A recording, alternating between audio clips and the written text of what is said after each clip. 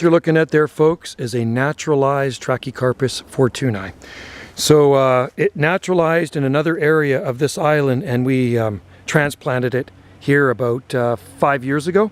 So at Wendy's last location, just up from Ganges, the main hub of our island, this palm tree sprouted up in her garden, just in front of her kitchen window in a garden bed where she had flowers. She had hydrangeas in there, and there might have been a camellia in there. So she noticed this little seedling come up in her garden. I guess a bird had dropped the seed, and she let it grow, and it grew into this palm tree. And it was a little bit smaller when we moved it here. It's actually got a pretty nice size trunk on it now, probably about maybe getting close to 5 feet of trunk.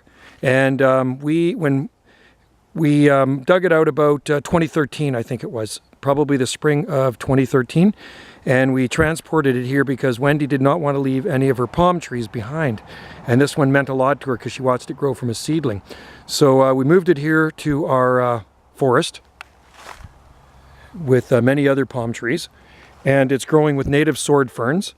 And it's quite happy. I water it probably about once a week.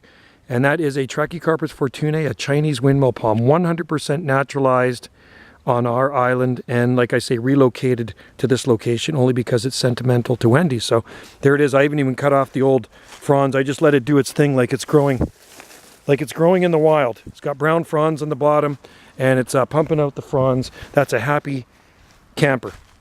And that location where she was probably about 13 kilometers south of here. We're on the very northern tip of Salt Spring, and she was just south of Ganges.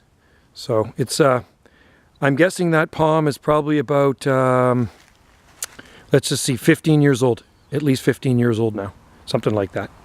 14? Maybe, yeah, she's lived here 15 years, so it could be 14 or 15 years old.